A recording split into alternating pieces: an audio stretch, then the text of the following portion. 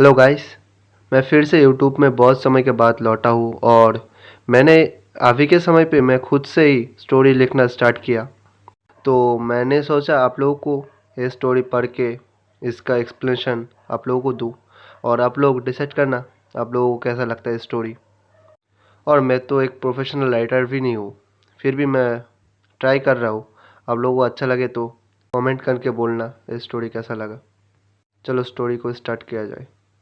शिराज, आज पूरे 3 साल हो गया। ऐसा लग ही नहीं रहा, वो तो उन्हीं दिनों की बात थी। लग ही नहीं रहा था 3 साल हो ही गया। और इन्हीं 3 सालों के बीच में लोगों की ज़िंदगी में बहुत कुछ परिवर्तन होता है। ये जैसा सच्चाई है, ये भी सच्चाई है। हम लोगों की ज़िंदगी में जितना कुछ परिवर्तन हो या ना हो, हम कभी भी अपने चाहने वाले लोगों को भूल नहीं पाते। ऐसा ही एक लोग था, मेरा प्रिय मित्र। और इन्हीं 3 सालों के बीच में मेरी ज़िंदगी में बहुत कुछ ऊपर नीच हुआ। अगर वो रहते तो ये सारे समस्याएं वो ऐसे ही सॉल्व कर लेते। जो नहीं है उसके बारे में सोच के और क्या कर सकते। आज ऐसे भी उनके प्रोग्राम में बहुत कुछ करना पड़ा। ऐसे भी तो बहुत रात हो गई, अभी सोना चाहिए। हंसती, ऐसे तो मेरी ज़िंदगी में बहुत से दर्द है। बोलने जाओ तो मुझे समझने वाला कोई नहीं था मेरे परिवार में। और मेरा जितना भी दोस्त था उनके लिए मैं उनके टाइम पास का जरिया था, सिर्फ उनके एंटरटेनमेंट का। और इन्हीं सभी में मेरा एक सच्चे दोस्त था, वो था मेरा प्रिय मित्र सिराज। ऐसे तो सिराज का माँ नहीं है, पर उसका पिताजी उसे बहुत प्यार करता था। और हम लोग ऐसे देख सकते हैं हस्ती की ज़िंदगी में कितना कुछ चेंज होता है। आज मैंने सोच ही लिया घर को छोड़ के कहीं और दूर चला जाऊंगा, क्योंकि जिस घर में मेरे लिए किसी का प्यार नहीं है उस घर में रह के मैं क्या करूंगा। इस घर को छोड़ के कहीं और दूर जाने का आज सोच ही लिया मैंने। इसीलिए आज घर से मैं निकल गया। पर मैंने निकल के सोच रहा हूँ अभी मैं जाऊँ कहाँ, रहूँगा कहाँ। घर से तो निकल के आ गया और इसी समय ही मेरा दोस्त का कॉल आ गया। सिराज ने मेरे से बात किया उसको सब कुछ समझ आ गया और इतने समय में पता चल गया मेरा रहने का ठिकाना। और मैं जैसे ही उसके घर में गया उसको कुछ बोलने का ज़रूरत ही नहीं पड़ा और मैंने भी उसे सब कुछ शुरुआत से लेके आखिर तक सब कुछ बोला। और देख भाई, तेरे को तो पता ही है मेरी ज़िंदगी का हालात। इतना सब बातें होते होते उसने खुद ही बोल दिया रहने के बारे में। एक कहावत है, जो लोग सच्चे दोस्त होते हैं एक दूसरे की मन की बात जान सकते हैं। भाई देख, तेरा रहने का ठिकाना, खाने का ठिकाना जो भी है, आज से तू मेरे घर में रहेगा। और तेरे को तो पता ही है मेरा पिताजी का एक बात, अगर तुम मुसीबत में किसी की मदद नहीं कर सकते तो तुम इंसान नहीं हो। रात के 8 बजे सिराज के पिताजी आके हस्ती को देख के बोलता है, हस्ती, तुम तो बहुत दिनों के बाद हम लोग के घर पे आए हो। क्या हुआ? हम लोगों को तो भूल ही गए आप। और आप तो नहीं आते हम लोगों के घर पे, सिर्फ दोस्त से ही मिलते हो। और आज कैसे हम लोगों की याद आई? खाना वाना कुछ खाया अपने? जैसे सिराज के पिताजी ऐसा बोल रहे थे, सिराज बोला, पिताजी आप जाके पहले फ्रेश होके आओ ना, उसके बाद बात करते हैं हम लोग। सिराज के पिताजी फ्रेश होके आने के बाद सिराज उनके पिताजी को हस्ती के बारे में सब कुछ खुल के बोला। जो हुआ पिताजी उसको भूल जाइए, आप भी कुछ मत बोलिए उसको, फैमिली को छोड़िए। उसके बाद सिराज के पिताजी ने भी उसको बहुत समझाया और बोला, देख तू भी तो मेरा बेटे की तरह ही है, ऐसे तू मेरे बेटा बन के मेरे घर पे रह। आस्ती को आज घर छोड़ के आए हुए 1 महीना हो गया और उसके फैमिली का भी उसको लिए कोई ख्याल भी नहीं है। हम लोगों का लड़का कहाँ है, क्या कर रहा है, जैसे उसका कोई खबर नहीं लेता, ऐसे ही वो भी बहुत मजे से अपनी जिंदगी काट रहा है। और काटते काटते सोच रहा है, बैठे बैठे दूसरों के घर में खाना खाना उसको पसंद नहीं। तो आज बोलूंगा बोलूंगा सिराज के पिताजी को कोई काम ढूंढ देने के लिए। चाचा जी आज जैसे ही घर आए सीधे हस्ती ने बोला, आपसे एक बात करना था मेरे को। आप मुझे कोई काम ढूंढ के दे सकते हो क्या? ऐसे ही बैठे बैठे खाने में मुझे अच्छा नहीं लग रहा। अगर आप कोई काम ढूंढ के देते तो अच्छा लगता मेरे लिए। और हम लोगों का तो कॉलेज भी अभी बंद भी है, ऐसे बैठे बैठे मैं भी बोर होता हूँ। तो अगर आप कोई काम ढूंढ के देते थोड़ा मेरा टाइम भी कट जाता। मेरा बात खत्म होने से पहले ही सिराज के पिताजी ने बोल उठा, अभी तुम क्या काम करोगे? अभी तो तुम छोटे बच्चे हो, तुम्हारे लिए तो पूरा जिंदगी पड़ा हुआ है काम करने के लिए। उसके बाद तो हम लोगों की तरह आपको भी तो काम करते ही रहना पड़ेगा पूरी जिंदगी। अभी घूमो फिरो एंजॉय करो, टाइम तो ऐसे ही कट जाएगा। मेरा बहुत समझाने के बाद सिराज के पिताजी ने राजी हुए और उनके ऑफिस में ही एक नौकरी दे दिया पार्ट टाइम के लिए। और पूरे 2 महीने के बाद मैं जब घर से निकला, घर के चार दीवार से, ऐसा लग रहा मानो ये कुदरत मुझे बुला रहा है। जब उनके ऑफिस में गया तब पता चला मेरे से भी किसी का जिंदगी में इतना परेशानी है। मैं खुद की परेशानी को बोल रहा था, मेरा जिंदगी में इतना परेशानी है मेरे। चाचा जी ने ऑफिस में को बोला मुझे सारा काम समझाने के लिए।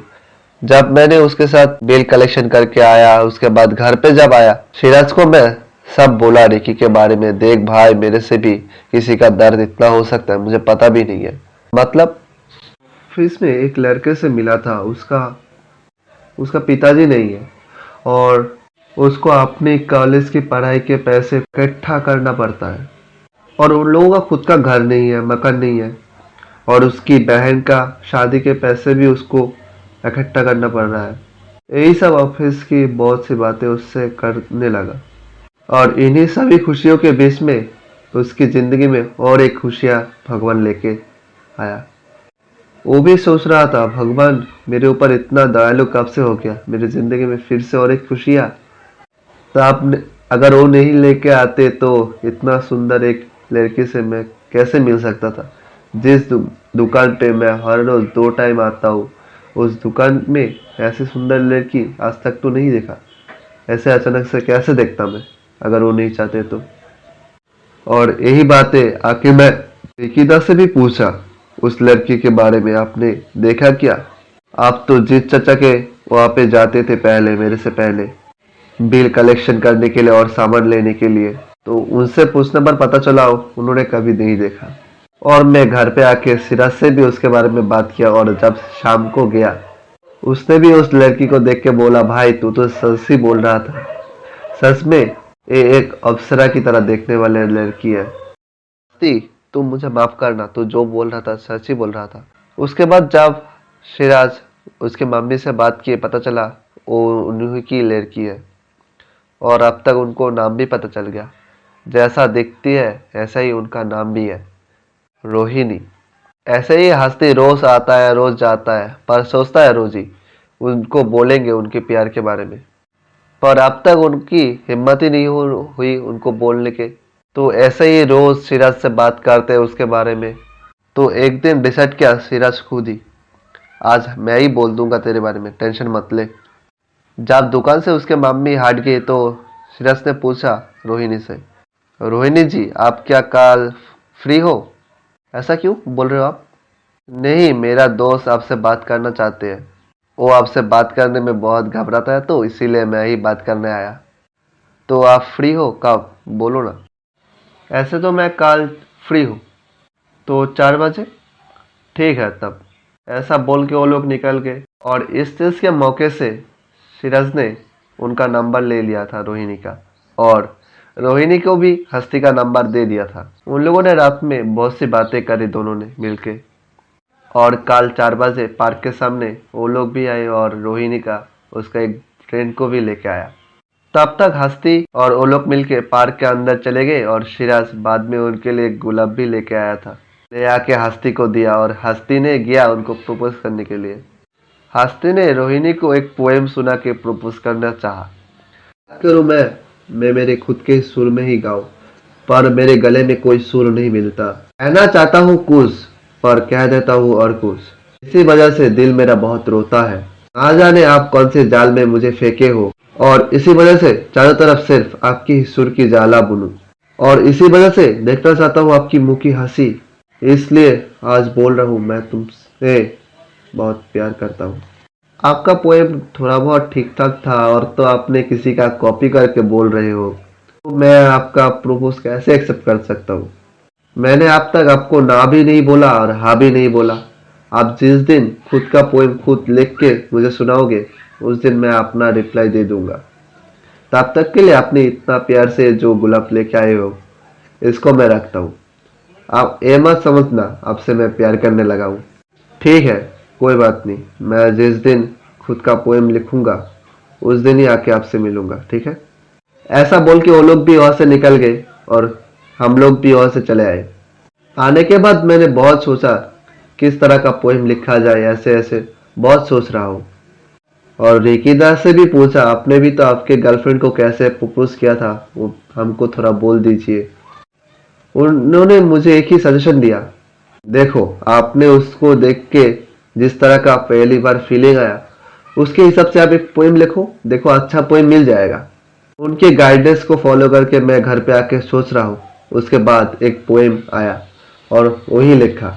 और मैंने उस दिन इतने दिनों के बाद उनके घर में गया सामान लेने के लिए, और उन्होंने पूछा मुझे, आपका पोएम कंप्लीट हो गया? हाँ हो गया। आप कल मीट कर सकते हो इसी जगह पे जिस दिन मीट किए थे उससे पहले। उन्होंने बोला ठीक है मीट करेंगे, आप सुनाना पोएम। और उनकी ये सब बातें सुन के मुझे लग रहा था शायद वो आज हाँ बोल ही देगा। सीधे पार्क में आके हम लोगों ने मिले और उसके बाद उनको पोएम बोलने लगा मैं। भगवान के नाम पे जो ठंडी है, ऐसे ही आज एक सूरज है, ऐसे ही आपके घर के नीचे वो ठंडी दिख रहा है। उसके नीचे रुक के मैंने देखा था आपको पहली बार। भगवान के हवा में जो मधुरता है, उससे भी ज्यादा मधुरता है आपके नाम में। पता नहीं जी क्या थी आपकी मुंह की माया, जो मुझे खींच रहा है आपकी ओर बार बार। आपकी मुंह कुछ बोलना चाह रहा है, पर आपकी आंखें सब कुछ बोल रहा है। आपकी ना बोले बातें मैं आपकी मुंह से सुनना चाहता हूँ, और वो सभी बातें आप मुझे बोलना मेरे पास बैठे हुए, और मैं सुनूंगा आपकी वो सभी बातें रात की आसमान के नीचे। इसीलिए हमने आपको इतना बोला है, हमें सिर्फ आपसे प्यार है।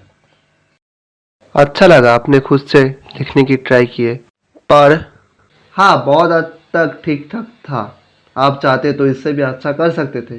तो आपने कुछ बोला नहीं, हाँ या ना। कोई अगर आपका पोएम सुनना चाहता है, फिर से आपसे मिलना चाहता है, तो इतने में समझना चाहिए उसके मन की बात। फिर भी वो 3 वर्ड तो आप बोल ही सकते हैं। हाँ बोल देते हैं, लो, हाँ हमें आपसे प्यार है। फिर घर आने के बाद सिराज ने भी वो सब बात सुनना चाह रहा था, तो उनको भी हमने सब कुछ बोला। और जैसे ही ऑफिस पहुंचा, रिकिजा बोलने लगे, भाई तेरा प्यार क्या हुआ, फिलहाल सक्सेस हुआ? हमने भी उनको सारे सब कुछ बयां करके बोला। तो रिकिजा हमको एक बात बोलना था। बोलो क्या? आपने कभी हमें आपकी गर्लफ्रेंड से तो नहीं मिलाए, कब मिलाओगे बोलो? ठीक है मिला देंगे उसके बर्थडे पे तुम्हें। ऐसे करते करते मेरी जिंदगी में अनंत से और 6 महीना कट गया। और कौन जानता है कमबख्त इस 6 महीने के बाद किसी के जिंदगी में इतना कुछ हो सकता है। और इन्हीं 6 महीने से पहले रिकिदा की बहन की शादी थी, तो उनके शादी में भी हम सभी गए, और इसी टाइम भी हमने भी रिकिदा की गर्लफ्रेंड को भी देख लिया। देखने में बहुत अच्छा था उनका गर्लफ्रेंड। रिकिदा के घर वालों को भी पता है उनके प्यार के बारे में। ऐसे ये 6 महीनों के बाद मेरा एग्ज़ाम भी स्टार्ट होने वाला है, तो मैंने भी थोड़ा पढ़ाई पे ज़्यादा फोकस देने लगा, और रोहिणी से भी इतना मिलना वगैरह बंद कर दिया था। तो एक दिन मैं अचानक से उनके घर पे जाता हूँ और देखता हूँ उनके घर पे किसी का शादी के प्रोग्राम का डेकोरेशन हो रहा है। तो मैंने सीधे आंटी से पूछा, चाची जी किसका शादी है? सीधे उन्होंने मुझे बोला, और किसका होगा मेरे, हम लोग के घर में और कौन है? हम लोगों का तो एक बेटी है, उसका ही शादी है। तब मैं वहाँ पे और कुछ नहीं बोल के मैं सीधे घर में चला आता हूँ और सीधे रूम में घुस जाता हूँ। अब तक रोहिणी के बेस्ट फ्रेंड ओनू को भी पता चल गया उसकी शादी के बारे में। तब ओनू सीधे पूछता है, किसके साथ? आस्ती के साथ? अभी शादी कर रहे हो तुम लोग? मैं उसके साथ क्यों शादी करूँगा? मतलब तब किसके साथ? मामी ने रिश्ता देखा उनके साथ। और हस्ती को पता है आप ये कर रहे हो? पता हो या ना हो उससे मेरा क्या है। वो जस्ट मेरा टाइम पास था, उस टाइम के लिए मैंने उसके साथ टाइम स्पेंड किया। और क्यों उनको बोलूँगा मैं, मेरा शादी हो रहा है, आप आओगे या नहीं आओगे। बार हो ही नहीं, मैं सोचा भी नहीं है तो ये सब करेगा फिर से। तो बाजारू औरत से भी ज़्यादा तेज़ है। तेरे बारे में मैं कुछ भी नहीं बोल सकता। नहीं आने वाला तेरे शादी में। जहाँ तू मेरे बॉयफ्रेंड के दोस्त के साथ ये सब किया, तेरे शादी में मैं कैसे आ सकता हूँ। ये सब बोल के रोहिणी फ़ोन काट देता है सुनने के बाद। अब तक ओनू शिराज को फ़ोन करके उसको हस्ती के ब्रेकअप के बारे में सब कुछ बोला। और शिराज ये सब सुन के चौंक सा ही गया। ज़्यादा चौंका जब उनके शादी के बारे में सुना।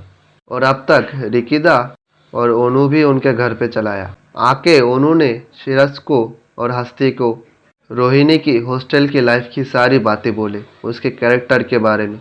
उन्होंने ये सब इसलिए नहीं बोला था हस्ती को, क्योंकि हस्ती को बुरा लगता। उसने सिराज को बोला था पर सिराज को माना किया था बोलने के लिए। उसके बाद हस्ती रिकिदा से फ़ोन मांगता है उसको फ़ोन करने के लिए। मैंने रिकिदा से फ़ोन लेके सीधे रोहिणी को फ़ोन किया। और सुन रोहिणी, रोहिणी तू तो बाजार औरत से भी ज़्यादा घटिया है। तेरे बारे में इतना कुछ सुनने के बाद क्या ही बोलना। तेरे कैरेक्टर में अगर कोई बात करूँ तो वो बात छोटी ही होती है। कोई बेश्या अगर धंधा करता है तो उसके पेट के भूख के लिए धंधा करता है, बट तू तो ये सब करके किसी का जिंदगी तबाह कर देता है तू। और अभी जो शादी कर रहा है तू, इसके साथ तो टाइम पास नहीं कर रहा। के बाद बोलेगा अब जाओ, आज से मुझे डिवोर्स चाहिए, शादी नहीं करना, वो तो मेरा टाइम पास था। और मेरे ये सब बातें बोलते बोलते ही वो फ़ोन रख देता है। ऐसे रोहिणी ने फ़ोन रखा तो रिकिदा ने मेरे से पूछा, भाई तूने कभी रोहिणी का एज तो हमें नहीं बोला, उसका कितना एज है। रिकिदा अब तक उसका 18 प्लस नहीं हुआ। तो भाई इसका अगर पुलिस कंप्लेन करेंगे तो भाई ये लोग तो केस खा जाएगा। चल पुलिस कंप्लेन करते हैं, तेरा बदला भी पूरा हो जाएगा। नहीं रिकिदा छोड़ो ना, वो सब करके क्या फ़ायदा है। जिसका जो मर्जी उसको करने दो, उसका ज़िंदगी उसको जहन्नुम में लेने दो, भुगने दो उसका। बाद में वो पछताएगा क्या किया हमने ज़िंदगी में। इतना कुछ बोल रहा है तब क्यों इतना नाराज़ है, इतना उदास होकर घर में क्यों बैठा है ब्रेकअप हुआ तो। ज़िंदगी में बहुत लोग आते हैं बहुत जाते हैं, ये सब सोच के क्या फ़ायदा। चल बाहर से थोड़ा घूम के आ जा, देखना माइंड भी फ्रेश हो जाएगा और ये सब बातें भी तो भूल जाएगा। उनकी ये सब बातें सुन के मैं भी बाहर गया और फिर आधे घंटे बाद फिर से रोहिणी फ़ोन किए और बोलने लगा। हेलो गाइस, अब तक जो मेरा स्टोरी आप लोगों ने सुना, इसके लिए आप लोगों का बहुत बहुत शुक्रिया। पता नहीं आप लोगों को ये स्टोरी कैसा लगा, मुझे पता नहीं, पर आशा करूँगा आप लोगों को अच्छा ही लगा होगा। अगर अच्छा लगे तो प्लीज़ चैनल को सब्सक्राइब कर लीजिए और इसका दूसरा पार्ट मैं जल्दी दे दूँगा आपको।